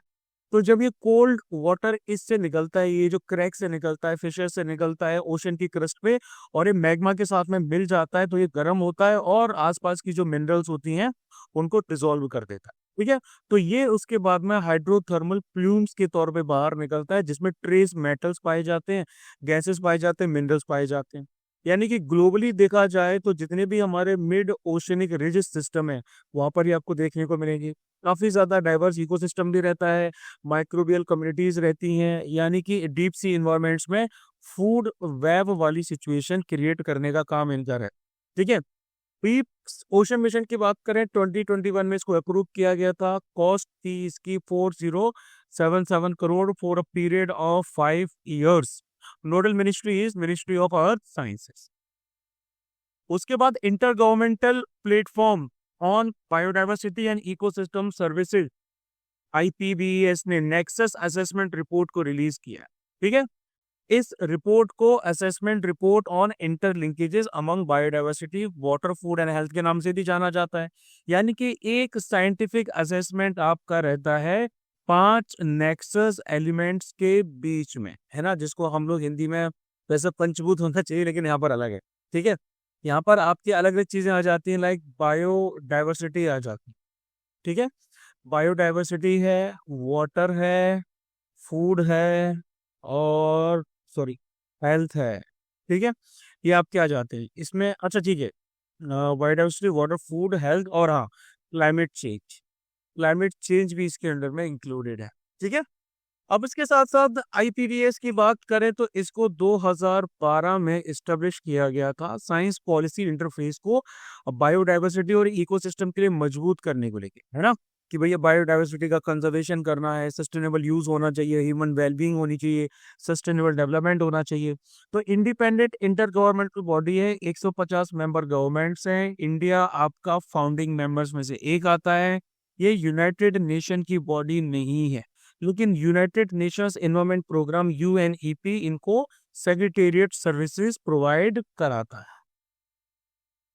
उसके बाद एक स्टडी की गई है जिससे नैनो प्लास्टिक्स को आइडेंटिफाई किया गया है इमर्जिंग एजेंट्स के तौर पे in the spread of antibiotic resistance. Study के हिसाब से जो आपकी नैनो प्लास्टिक्स होती है ना, जो हमारी सिंगल यूज प्लास्टिक बोतल से निकलती हैं, है ना, वो एंटीबायोटिक रेजिस्टेंस क्रिएट कर रहे हैं। अब देखो, नैनो प्लास्टिक्स और माइक्रो ऑर्गेनिज्म ये काफी डाइवर्स इन्वायरमेंट में कोएग्जिस्ट करते हैं। ह्यूमन गट, हमारा जो पेट रहता है, उसके अंदर भी करते हैं ये, है ना। अब जैसे अगर हम पीबीएनपीस की बात करें, पॉलीथीन टेरापेथलेट बोतल ड्राइव्ड नैनो प्लास्टिक्स, तो ये आपके क्या कर सकते हैं, ये क्रॉस स्पीसीज जीन ट्रांसफर कर सकते हैं हमारी बॉडी पार्ट में। कहाँ से कहाँ तक, ई कोलाई से लेके आपका लैक्टोबैसिलियस एसिडोफिलस। ठीक है, ये एक सिग्निफिकेंट बेनिफिशियल बैक्टीरिया होता है जो ह्यूमन गट में पाया जाता है, माइक्रोबायोटा में पाया जाता है। ठीक है, एक सॉरी एक प्रोसेस के जरिए जिसको हॉरिजॉन्टल जीन ट्रांसफर एचजीटी कहा जाता है। एचजीटी का मतलब होता है जेनेटिक इंफॉर्मेशन का मूवमेंट या मटेरियल का movement between organism except from parent to offspring. Parent to offspring जो है वो इसमें काउंट नहीं किया जाता। ठीक है, दो मैकेनिज्म होते हैं जिसके जरिए पीवीएनपीज आपके एआर जीन ट्रांसफर करते हैं। एक तो आपका डायरेक्ट ट्रांसफॉर्मेशन पाथवे होता है जिसमें पीवीएनपीज फिजिकल कैरियर की तरह एक्ट करते हैं, एआर प्लाज्मिड्स को बैक्टीरियल मेम्ब्रेन तक कैरी करके ले जाते हैं। और दूसरा आपका ओएमवी आउटर मेम्ब्रेन वेसिकल होता है, इसमें भी आपका नॉर्मली पीवीएनपीज ऑक्सीडेटिव स्ट्रेस क्रिएट करते हैं, डैमेज करते हैं बैक्टीरियल सर्फेसिस को, इससे ओएमवी सिक्रीशन बढ़ा देते हैं और जीन ट्रांसफर कर देते हैं। नैनो प्लास्टिक्स की बात करें तो ये होते हैं सॉलिड पार्टिकल, सिंथेटिकली या हेवीली मॉडिफाइड नेचुरल पॉलीमर्स जिनका साइज 1 नैनोमीटर से लेके 1000 नैनोमीटर तक होता है। ठीक है, ये आपको cosmetic, paint, drugs, electronics, secondary sources आ जाते हैं, लाइक आपके माइक्रोप्लास्टिक्स के टूटने से मिल जाते हैं। ठीक है, बहुत आसानी से ये सेल्स और टिश्यूज को लिविंग ऑर्गेनिज्म में पेनिट्रेट कर सकते हैं, ह्यूमन ब्लड में, लीवर में, लंग में, सेल्स में, और इवन आपके रिप्रोडक्टिव टिश्यूज में भी पाए गए। फिर हम बात करेंगे प्रोटेक्टेड एरिया रिजाइन पीएआर की। तो रिसेंटली यूनियन गवर्नमेंट ने पीएआर रिजाइन को री इम्पोज कर दिया है 3 नॉर्थ ईस्टर्न स्टेट्स में। ठीक है, कौन कौन सा स्टेट है भैया आपका, एक तो आपका मणिपुर आ जाता है, ठीक है, दूसरा आपका मिजोरम आ जाता है, और तीसरा आपका नागालैंड आ जाता है। इसको 2011 में हटा दिया गया था इन स्टेट्स में टूरिज्म बूस्ट करने के लिए। इसको बेसिकली देखा जाए तो फॉरेनर्स प्रोटेक्टेड एरियाज ऑर्डर 1958 के अंडर में इसको कवर किया गया है। एरियाज आपके जितने भी एरियाज इनर लाइन के अंडर में आ जाते हैं, ठीक है, और इंटरनेशनल बॉर्डर के बीच में आ जाते हैं, वो सारे कवर्ड रहते हैं। इसके साथ साथ ये आपका अरुणाचल प्रदेश भी कवर करता है, हिमाचल प्रदेश के कुछ पार्ट्स उनको भी कवर करता है, राजस्थान के भी बॉर्डर वाले इलाके हैं, और आपका उत्तराखंड के एरियाज को भी कवर करता है। ठीक, फॉरेन नेशनल्स को एक स्पेशल परमिट लेना पड़ेगा कॉम्पिटेंट अथॉरिटी से इन एरियाज को विजिट करने के लिए, और इशूइंग अथॉरिटी होती है मिनिस्ट्री ऑफ होम अफेयर। फिर हम फेवा डायलॉग की बात करेंगे तो रिसेंटली नेपाल और चाइना इन्होंने फेवा डायलॉग सीरीज स्टार्ट की है। इसका नाम फेवा लेक से आता है। ठीक है, ये नेपाल का one of the largest lake है जो कि सिचुएटेड है पोखरा वैली में।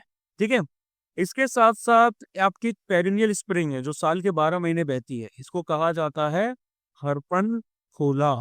और उसके साथ दूसरी आती है सैती खोला, ये आपकी इस लेक को पानी फीड करती हैं। ठीक है, अब इस डायलॉग के जरिए साउथ एशिया की ग्लोबल इंडस्ट्रियल शिफ्ट और उसकी नीड्स को समझने की कोशिश की गई है, ऐसा इनका कहना है। और ये नेपाल का पहला ऑफिशियल थिंक टैंक फोरम है जो कि south Asia regional economic integration करने की कोशिश करेगा। मेडटेक सेक्टर की बात करें तो मेडिकल डिवाइस सेक्टर को एक सनराइज सेक्टर के तौर पे आइडेंटिफाई किया है इंडिया, है ना। मेडटेक यानी कि मेडिकल टेक्नोलॉजी एक सेगमेंट होता है हेल्थ केयर सिस्टम का जो कि अलग अलग तरह के मेडिकल प्रोडक्ट्स को डिजाइन करने पे ध्यान देता है, डिवाइसेस को प्रोड्यूस करने के ऊपर ध्यान देता है, डायग्नोसिस के लिए, प्रिवेंशन के लिए, ट्रीटमेंट के लिए। ठीक है, अब देखो प्रेजेंट स्टेटस की अगर हम बात करें तो India fourth largest sector sorry medical device market है एशिया में। ठीक है, हमसे पहले जापान है, चाइना है, साउथ कोरिया है। ठीक है, तकरीबन 14 बिलियन के आसपास हमारा जो मार्केट अभी है, और ये 30 बिलियन के आसपास 2030 तक डेवलप हो जाएगा। 100% एफडीआई हमने ऑटोमेटिक रूट से इसमें अलाउ कर रखी है। National medical device policy 2023 centres of excellence वगैरह वाले प्रोसेस भी आ चुके।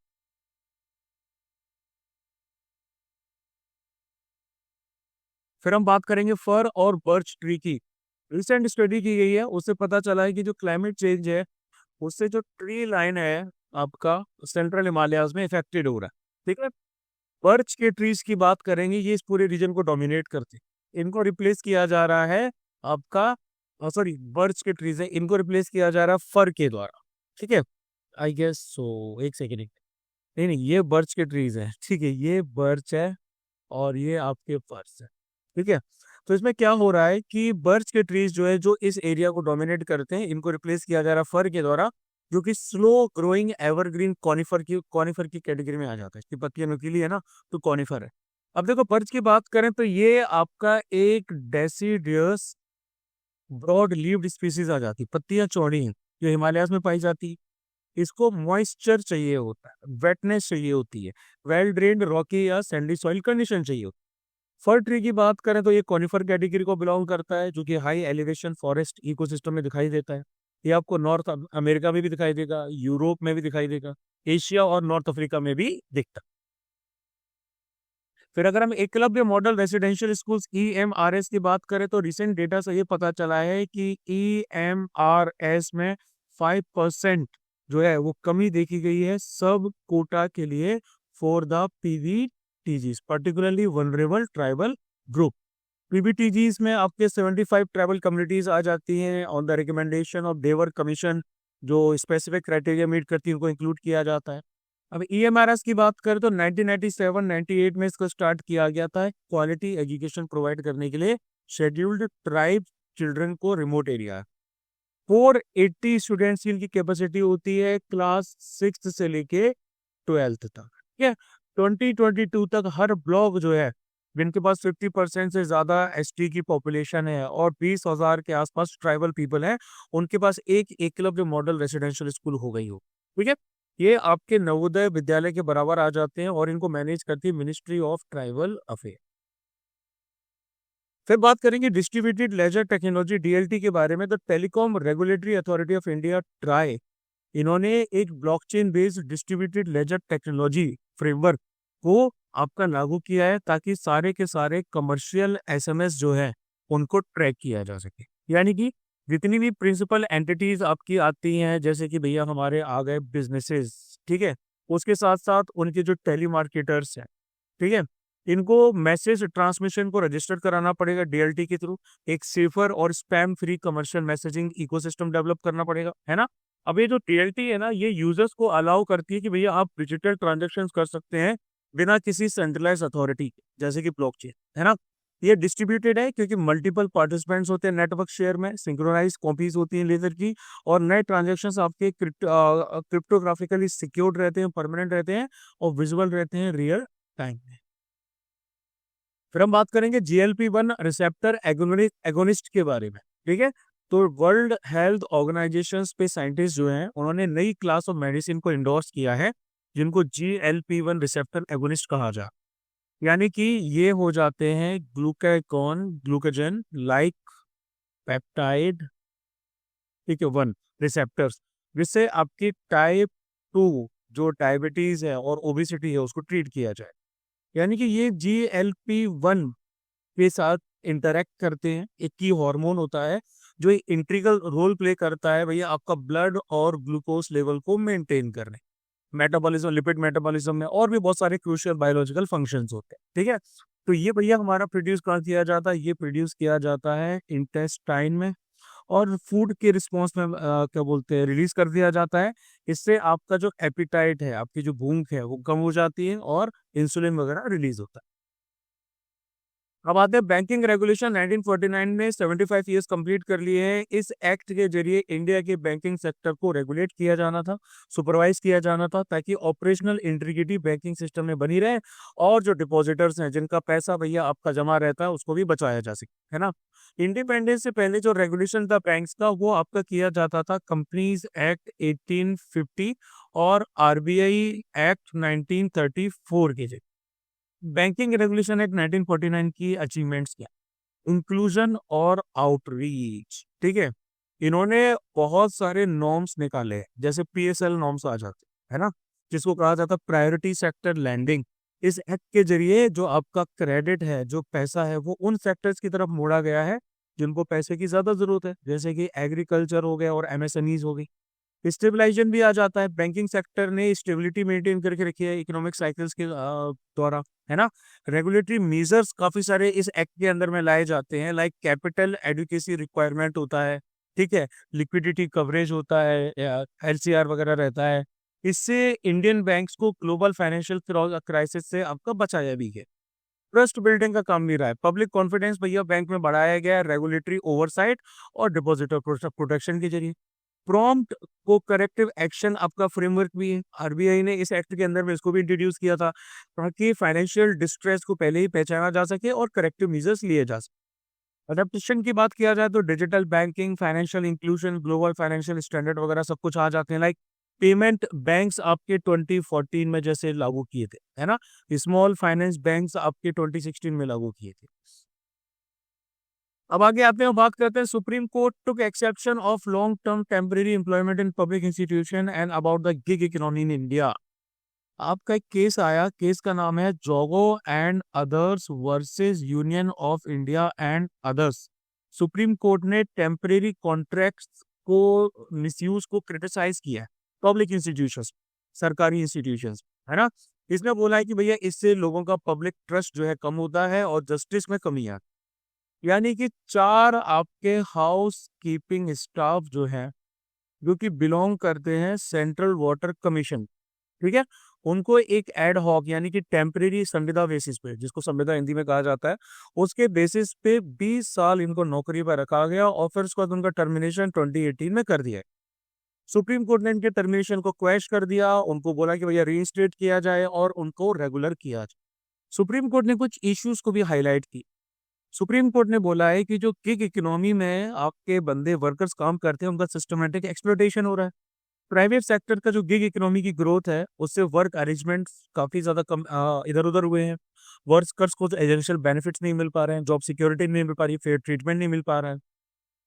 आउटसोर्सिंग की बात उन्होंने की है, जो पब्लिक सेक्टर में किया जाता है। Public institutions regular employment obligations को अवॉइड कर रहे हैं, रिपीटेडली क्या कर रहे हैं भैया, टेम्परेरी पोजीशंस पे आउटसोर्सिंग कर रहे हैं। इससे आपकी वर्कर एक्सप्लॉयटेशन की एक साइकिल क्रिएट होती है, ठीक है। यानी कि उन्होंने ये बोला कि रूल्स का वायलेशन हो रहा है, मोरली इंपैक्ट पड़ रहा है कि लॉन्ग टर्म यूज आप टेम्परेरी वर्कर्स का करते हैं तो वो जो एसेंशियल रोल्स होते हैं के लिए करते हैं, तो वो इंटरनेशनल लेबर स्टैंडर्ड्स को वायलेट करता है, लीगल चैलेंजेस क्रिएट करता है ऑर्गेनाइजेशन के लिए और एम्प्लॉय का मोरल भी कम करता है, ठीक है।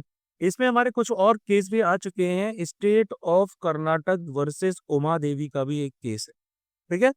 इसमें लॉन्ग टर्म इरेगुलर एम्प्लॉयज जो थे, जो एसेंशियल ड्यूटीज परफॉर्म कर रहे थे, उनको रेगुलराइज किया जाना था। उसके बाद हमारा एक और केस आता है Vinod Kumar and others versus again वही union of India and others. इसमें बोला गया था कि जो प्रोसीजरल टेक्निकलिटीज होती हैं उससे आप रेगुलराइजेशन नहीं रोक सकते जब टेम्परेरी वर्कर्स अपने रेगुलर एम्प्लॉइज वाली ड्यूटीज को एक्सटेंडेड पीरियड तक फॉलो कर रहे हैं।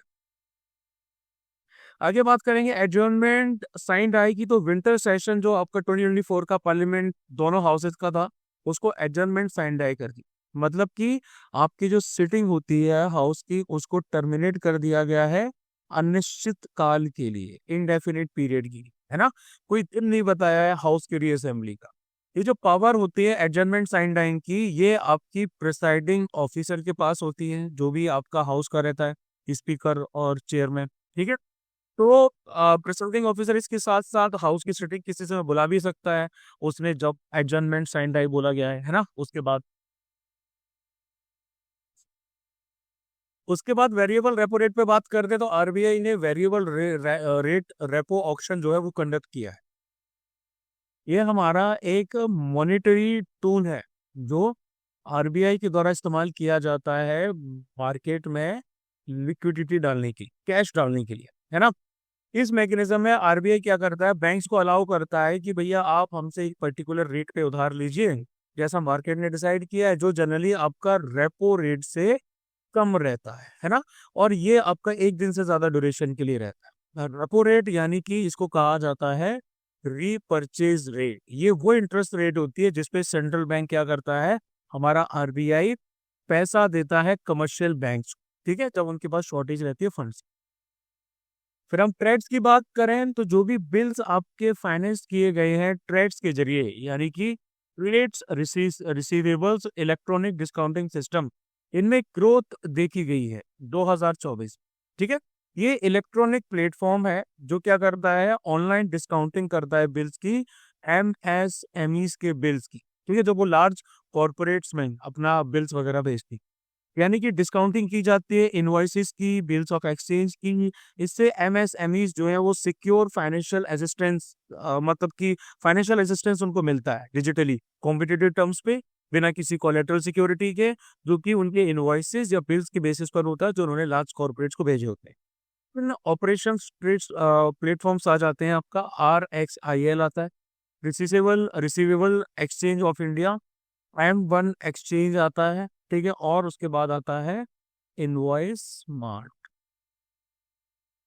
फिर आते हैं मिनिमम सपोर्ट प्राइस एमएसपी पे। तो कैबिनेट ने ये जो कोपरा होता है, गरी का गोला जिसके हमारा बोला जाता है, इसकी एमएसपी 420 से, ठीक है, 12,100 रुपए पर क्विंटल रेस करती है। सॉरी, 420 से नहीं हुआ है, 420 रुपए इसमें बढ़ोतरी की गई और अब ये 12,100 रुपए पर क्विंटल 2025 के लिए पहुंच चुका है। मतलब इतना मिनिमम प्राइस तो आपको देना ही पड़ेगा। तो एमएसपी मिनिमम प्राइस है जिसपे गवर्नमेंट क्रॉप्स को फार्मर से परचेज करती है फेयर इनकम इंश्योर करने के लिए। अब हमारा कमीशन फॉर एग्रीकल्चर कॉस्ट और प्राइस जो आ जाता है ये रिकमेंडेशन देता है ना। फाइनल डिसीजन आपका लेती है cabinet committee on economic affairs, जिसके पीएम होते हैं चेयर। एनुअली सेंटर क्या करता है, 22 मेजर एग्रीकल्चर कमोडिटीज के लिए एमएसपी जारी करता है। इसमें आपकी खरीफ क्रॉप, रबी क्रॉप्स और कमर्शियल क्रॉप्स भी आ जाती हैं। इसके साथ साथ एमएसपी आपका तोरिया के लिए, डी हर्स्ट जो कोकोनट होता है उसके लिए, वो भी आपका फिक्स रहता है ना। इसके साथ साथ आपका जो रेप सीड होता है, जो मस्टर्ड यानी कि सरसों होती है, कोपरा होता है, इनका भी एमएसपी निकाला जाता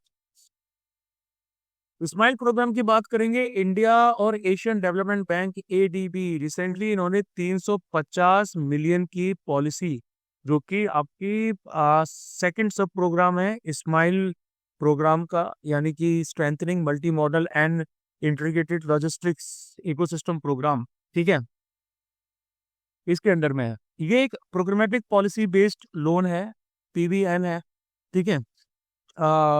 मतलब programmatic policy based loan PBN है जो एडीबी के द्वारा, जो कि गवर्नमेंट ऑफ इंडिया को सपोर्ट दिया जा रहा है wide ranging reforms logistic sectors में लेने की। साहित्य अकेडमी की बात करें तो नागा राइटर जो है, ठीक है, इनका नाम है एस्टोराइन कायर, ठीक है। इनकी जो बुक है जिसका नाम है स्पिरिट नाइट्स, इसको साहित्य अकेडमी अवार्ड 2024 दिया गया। साहित्य अकेडमी अवार्ड 1954 में फॉर्मली इनॉग्रेट किया गया था, रजिस्टर किया गया था सोसाइटीज रजिस्ट्रेशन एक्ट 1860 में। मिनिस्ट्री की बात करें तो ये ऑटोनोमस बॉडी है जो मिनिस्ट्री ऑफ कल्चर के अंडर में आ जाती है। तकरीबन लिटरेरी एक्टिविटीज 24 लैंग्वेजेस में ये करते हैं, जिसमें आपकी 22 शेड्यूल्ड लैंग्वेजेस आ जाती हैं, इंग्लिश और राजस्थानी भी आ जाती है। ठीक है, इसको इंडिया का नेशनल एकेडमी ऑफ लेटर्स के तौर पे ऑनर किया गया है। इसके मेजर अवार्ड्स में साहित्य अकेडमी अवार्ड, भाषा सम्मान वगैरह आ जाते हैं। वर्ल्ड मेडिटेशन डे की बात करेंगे। यूनाइटेड नेशन जनरल असेंबली ने दिसंबर 21 को वर्ल्ड मेडिटेशन डे घोषित किया है, ताकि मेडिटेशन के बेनिफिट्स को के बारे में बताया जा सके, राइट टू फिजिकल और मेंटल हेल्थ के बारे में बताया जा सके। इसको अलग अलग कंट्रीज ने सपोर्ट भी किया है, लाइक लेकेस्टाइन ने किया है, India, Sri Lanka, Nepal, Mexico, Andorra. और इस रेजोल्यूशन को 193 कंट्रीज ने यूएनजीए में दिसंबर 06/2024 को एक्सेप्ट भी कर दिया। 2024 की थीम रहेगी meditation for global piece and harmony. ठीक है, ये है मेरा दोस्त आदित्य तोमर, इसकी फोटो मैंने लगा दिया।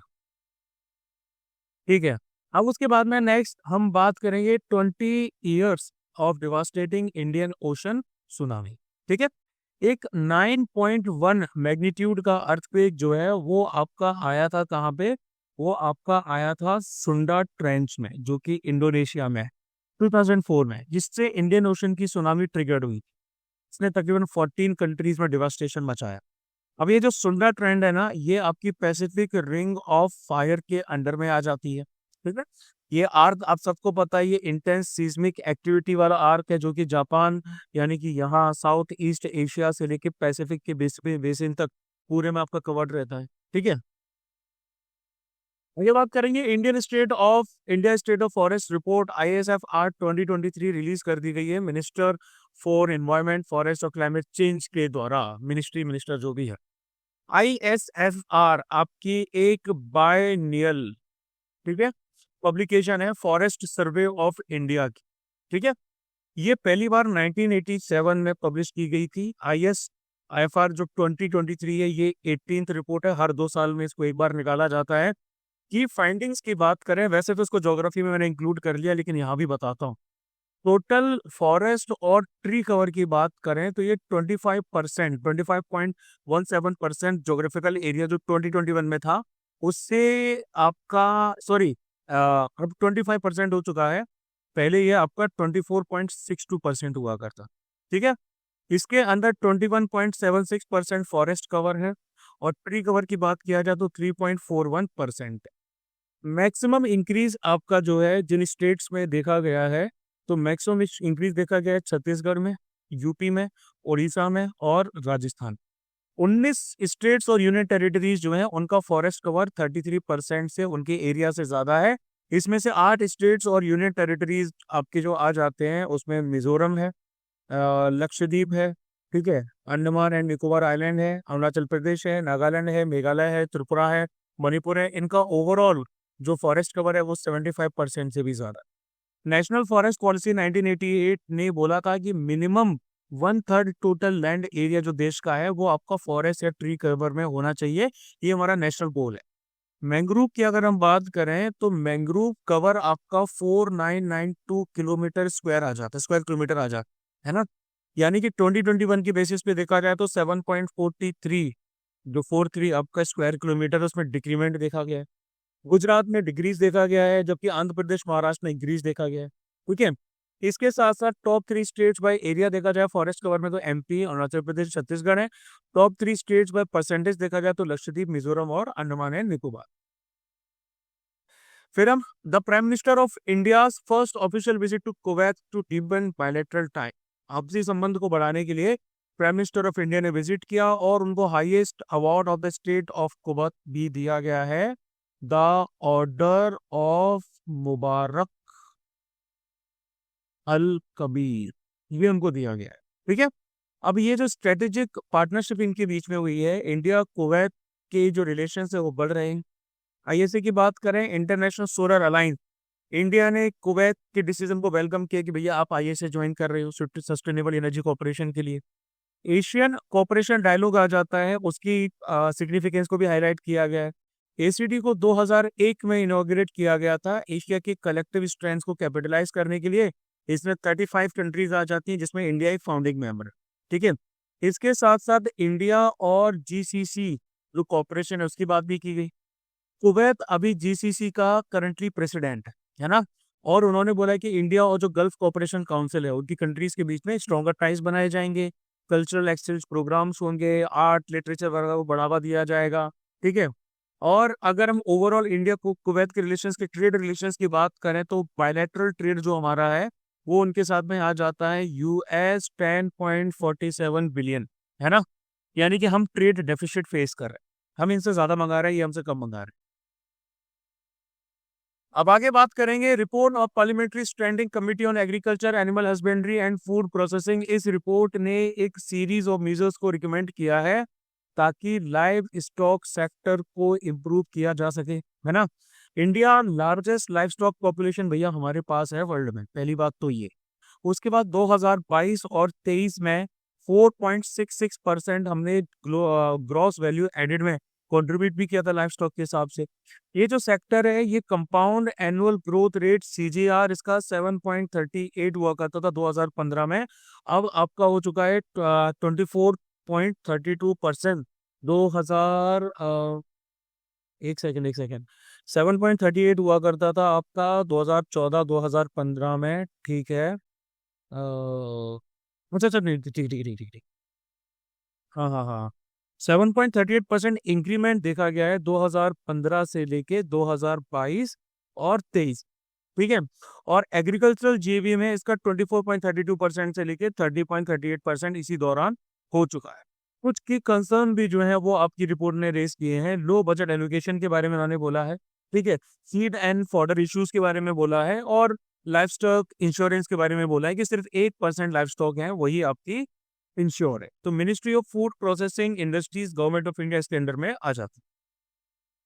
फिर हम बात करेंगे parliamentary standing committee report on petroleum and natural gas raises concerns about India crude oil storage. इस रिपोर्ट ने ये नोट किया है कि गवर्नमेंट ने 5,000 करोड़ रुपए जो है वो आपके बजट में दिए हैं 2023 और 2024 के लिए। ठीक है, क्रूड ऑयल रिजर्व भरने के लिए, लेकिन कोई भी खर्चा इस अकाउंट में फाइनेंशियल ईयर 2024 में नहीं किया गया। अब इंडिया के स्ट्रेटेजिक पेट्रोलियम रिजर्व्स यानी कि एसपीआर की अगर हम बात करते हैं तो 2004 में गवर्नमेंट ने स्ट्रेटेजिक पेट्रोलियम रिजर्व प्रोग्राम को लॉन्च किया था ताकि स्ट्रेटेजिकली क्रूड रिजर्व को आपका स्टोर किया जा सके। ठीक है, और ये आपका होना था आईएसपीआरएल के अंडर में, Indian strategic petroleum reserve limited इसको मैनेज करता। अब इंडिया के एसपीआर प्रोग्राम की बात करें तो इसका फेज 1 आता है जिसमें 5.33 MMT कैपेसिटी 3 लोकेशन में बनाई गई, विशाखापट्टनम, बेंगलोर और पडूर, पडूर वाला लार्जेस्ट। फेज 2 जो आता है 2021 में गवर्नमेंट ने 2 एडिशनल कमर्शियल कम स्ट्रेटेजिक फैसिलिटीज आपकी लॉन्च की। एक तो 4 MMT वाली की चांदीखोल में उड़ीसा में, और पडूर में अगेन उन्होंने किया 2.5 MMT का जो कर्नाटक में। इंडिया की टोटल स्टोरेज कैपेसिटी की बात करें तो स्ट्रेटेजिक स्टोरेज हमारा आईएसपीआरएल के जरिए जो है वो 9.5 डेज की कवरेज देता है। ठीक है, कमर्शियल स्टोरेज ऑयल कंपनीज का 64.5 डेज का कवरेज देता है। फेज 3 जो 2 जो है इसमें 11 और दिन आपके जोड़े जाएंगे। इसे इंडिया इंटरनेशनल एनर्जी एजेंसी जो है उनका स्टैंडर्ड 90 डेज का जो है उसके आसपास आ जाए। ठीक है, अब देखो एसपीआर की स्ट्रेटेजिक सिग्निफिकेंस क्या है। इंटरनेशनल प्राइस स्टेबलाइजेशन के लिए काफी स्ट्रेटेजिक टूल है। इंडिया ने कोऑर्डिनेटेडली आपका रिलीज किया था 5 मिलियन बैरल 2021 ग्लोबल कंज्यूमर्स के साथ, ताकि प्राइसेस को कूल डाउन किया जा सके। इससे इंडिया की एनर्जी सिक्योरिटी और डिप्लोमेटिक लीवरेज बढ़ता है। ठीक है, अब वो यूएई की जो Abu Dhabi national oil company जो है वो आपकी फर्स्ट फॉरेन एंटिटी है जो कि क्रूड को इंडिया के स्ट्रेटेजिक रिजर्व्स में 2017 में जिन्होंने आपका स्टोर भी किया। ठीक है, आईएसपीएल की बात करें तो 2004 में ये अस्तित्व में आया। स्पेशल पर्पस व्हीकल है जिसको ओन किया जाता है ऑयल इंडस्ट्री डेवलपमेंट बोर्ड के द्वारा। Ministry of petroleum and natural gas इसको हेड करती है। आईएसपीआर को बोला गया है कि आप 30% जो स्टोरेज कैपेसिटी आपकी रहती है ना, वो आप कमर्शलाइज कर सकते हैं, तो इंडियन या फॉरेन कंपनीज को किराए पे दे सकते हैं। गवर्नमेंट लेकिन पहला अधिकार रखती है पूरे इंटायर क्रूड ऑयल पे इमरजेंसी के दौरान। फिर हम बात करेंगे minister organise inorganise pashmina certification and next generation DNA sequencing facilities at wildlife institute of India WII। इस फैसिलिटी के द्वारा जेनेटिक एडेप्शन जो है आपका क्लाइमेट चेंज के लिए, उसकी स्टडी बढ़ेगी। पैथोजेंस होस्ट जो आपके इंटरेक्शंस हैं वो बढ़ेंगे।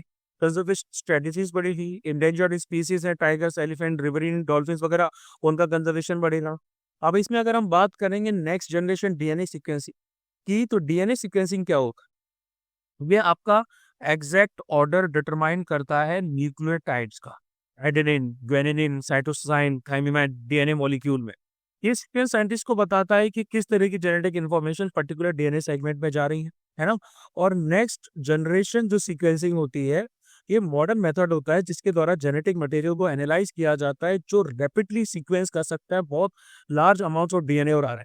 ठीक, इससे पूरे इंटायर जीनोम को कुछ दिनों के अंदर सीक्वेंस किया जा सकता है, पहले मंथ्स में किया जाता था। पश्मीना की अगर हम बात करें, तो पश्मीना आपका जो है इसको डिराइव किया जाता है चंग हंग वी गोट से, जो कि लद्दाख में आती है। जीआई टैग 2019 में इनको मिल चुका है। अल्ट्रा फाइन कश्मीर वूल होती है, 12 से 16 माइक्रोन्स का इसका रहता है साइज।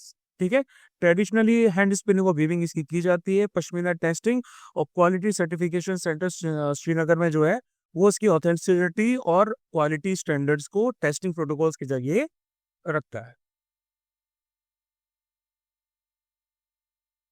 फिर हम बात करेंगे national consumer disputes redressal commission NCDRC के बारे में। सुप्रीम कोर्ट ने 2008 की NCDRC की जो रूलिंग है, जो कि आवाज एंड अदर्स वर्सेस आरबीआई की आरबीआई के बारे में थी, उसको सेट असाइड कर दिया, अलग रख दिया है ना, मतलब हटा दिया। इसमें बैंक्स को बार कर रखा था कि भैया 30% चार्ज आप इंटरेस्ट का क्रेडिट कार्ड ड्यूज पे कर सकते हैं, है ना, यानी कि जिसको एक अनफेयर ट्रेड प्रैक्टिस माना गया था। अब देखो ये आपका एक आ जाता है क्वासी जुडिशियल कमीशन, 1988 में सेटअप किया गया था कंज्यूमर प्रोटेक्शन एक्ट 1986 के अंडर में। कोई भी सिटिंग या रिटायर्ड जज है सुप्रीम कोर्ट का, या सिटिंग या रिटायर्ड चीफ जस्टिस है हाई कोर्ट का, वो हेड करता है। इसकी जो अपील है वो आप सुप्रीम कोर्ट में कर सकते हैं। ठीक है, ये तकरीबन 2 करोड़ से ऊपर की जो कंप्लेंट्स हैं उनको एंटरटेन करता है। ठीक है, आगे बात करेंगे United Nations internal justice council की, तो रिटायर्ड सुप्रीम कोर्ट के जज जो हैं मदन वी लोकर, उनको चेयरपर्सन अपॉइंट किया गया United Nations internal justice council. General assembly ने UJIC को स्टैब्लिश किया था इंडिपेंडेंस इंश्योर करने के लिए, अकाउंटेबिलिटी इंश्योर करने के लिए यूएन की इंटरनल जस्टिस सिस्टम। ठीक है, इसमें 5 मेंबर्स आपके होते हैं, स्टाफ रिप्रेजेंटेटिव होता है, मैनेजमेंट रिप्रेजेंटेटिव होता है, 2 एक्सटर्नल जुरिस्ट होते हैं, चेयरपर्सन होते हैं, अपॉइंटमेंट सेक्रेटरी जनरल के द्वारा की जाती है।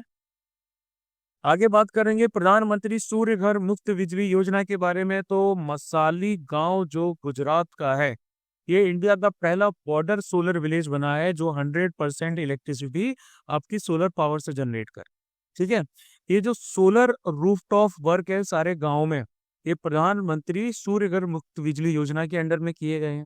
ठीक है, अब इस योजना की बात करें तो ministry of new and renewable energy इसको ओवरसी करती है, नोडल मिनिस्ट्री है। 2026-27 तक इसका फाइनेंशियल ईयर चलेगा, यानी कि इसमें रूफटॉप सोलर सिस्टम्स जो है वो आपके लगाए जाएंगे।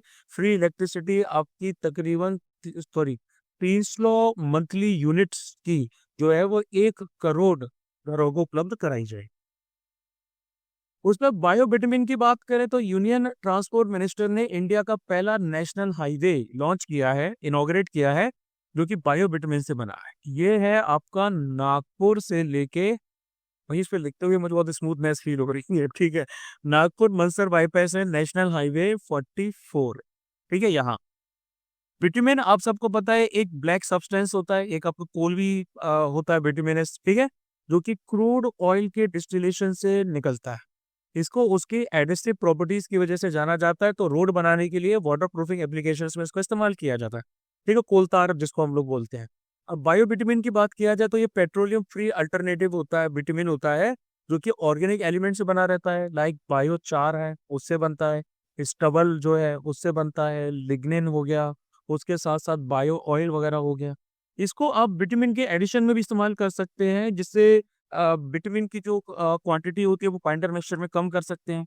इससे इंपोर्ट कम होता है, हमारा स्टबल बर्निंग का इशू भी सॉल्व होता है, बायो इकोनॉमी बूस्ट होती है। इसके साथ साथ कुछ और सस्टेनेबल मेथड्स हैं आपके रोड कंस्ट्रक्शन के लिए, लाइक कॉपर स्लैब हो गया, ठीक है, जियो टेक्सटाइल्स हो गई हैं, कोल्ड असफाल्ट मिक्स जो है वो भी आपका रहता है। देनाली फॉल्ट की बात करें तो नई रिसर्च ये दिखा रही है कि 3 स्ट्रेस आपके आ चुके हैं देनाली फॉल्ट के आसपास के, ठीक है। ये कुछ समय पहले एक आपका यूनाइटेड जियोलॉजिकल फीचर था, ठीक है। इसकी लोकेशन की बात करें तो ये एक स्ट्राइक स्लिप फॉल्ट है, क्योंकि यूएसके में अलास्का के पास में है, जो कि पूरे ब्रॉडर टेक्टोनिक डायनेमिक्स जो पैसिफिक रिंग ऑफ फायर है उसी के अंडर में आ जाता है। ये है भैया आपका देनाली, ठीक है। फॉल्ट तो आपको पता है कि अर्थ की क्रिस्टल रॉक्स में जो टूटन हो जाती है उसको फॉल्ट कहा जाता है। आपका एक तो होता है नॉर्मल फॉल्ट। नॉर्मल फॉल्ट आपका कब आता है? ये तब आता है कि जब दो प्लेट्स एक दूसरे के ऊपर हैं, है ना, और वो ऐसे करके स्लाइड कर रहे। रिवर्स फॉल्ट भी आपके होते हैं, जब एक प्लेट दूसरी प्लेट के नीचे इस प्रकार से स्लाइड कर जाती है, एक वर्टिकल ऑफसेट क्रिएट कर देती है, सबडक्शन जोन क्रिएट करती है। स्ट्राइक स्लिप फॉल्ट की बात करें जब दो प्लेट्स आपके हॉरिजॉन्टली एक दूसरे से ऐसे रगड़ खा के जा रही, ठीक है। इसके बाद एक और होता है जिसको हम कहते हैं ऑब्लीक स्लिप फॉल्ट, जब दो ब्लॉक्स जो किसी फॉल्ट के ऐसे आसपास मौजूद हों वो डिफरेंट डायरेक्शंस में जा रहे हो साइमल्टेनियसली, तो इसमें नॉर्मल और रिवर्स फॉल्टिंग भी हो जाती है, स्ट्राइक स्लिप का कंपोनेंट भी आ जाता है। सबसे लास्ट में बात करेंगे लेसोथो, जिसकी कैपिटल है मसेरू। इंडिया ने 1000 मीट्रिक टन का चावल लेसोथो में भेजा है ह्यूमैनिटेरियन एड करने के लिए, फूड सिक्योरिटी और न्यूट्रिशन की। ये एक लैंडलॉक्ड कंट्री है जो कि साउथ अफ्रीका में लाई करती है। इसको द माउंटेन किंगडम के नाम से भी जाना जाता है। माउंटेन्स यहाँ पर आते हैं ड्रैकन्सबर्ग, ठीक है, और मलोती रेंजेस। यहाँ पर ऑरेंज रिवर भी आती है, साउथ अफ्रीका की लार्जेस्ट रिवर्स में से एक है। वो आपके लेसोथो हाईलैंड्स में ही ऑरिजिनेट होती है, ठीक है। अब भैया ये जो आपके करंट अफेयर्स हैं ये आप डाउनलोड कर सकते हो, लिंक आपको नीचे मिल जाएगी। इस लिंक में दिसंबर के करंट फोल्डर में जाना 2024 में, उसमें आपको सारे के सारे करंट अफेयर्स की शीट्स मिल जाएगी, है ना। हमने करंट अफेयर्स फरवरी 2025 तक की कंप्लीट करके इस पूरी स्लाइड पे डाल रखे हैं ड्राइव वगैरह में, अब वहां से भी डाउनलोड कर सकते हो। उसके साथ साथ व्हाट्सएप और टेलीग्राम जो ग्रुप्स हैं उनसे भी डाउनलोड कर सकते हो, ठीक है। इन दी एंड हमारा जो CAPF AC का आपको पता नोटिफिकेशन आ चुका है। CAPF AC का पैच हमारा लॉन्च ऑलरेडी हो चुका है, वो चल ही रहा है, तो आप लोग उसको ज्वाइन कर सकते हो चीता बैच को। आपको पता है कि भैया कैसे आपको DM करना है, 8839961158 पर आप लोग DM कर सकते हैं, ठीक है। Meanwhile like share comment and subscribe, आप हमें इंस्टाग्राम पे फॉलो कर सकते हैं। टेलीग्राम ग्रुप पे पहुंचने के लिए आप इस पर स्कैन कर लीजिए, ठीक है। तो आज के लिए इतना ही। जय हिंद टू यू ऑल।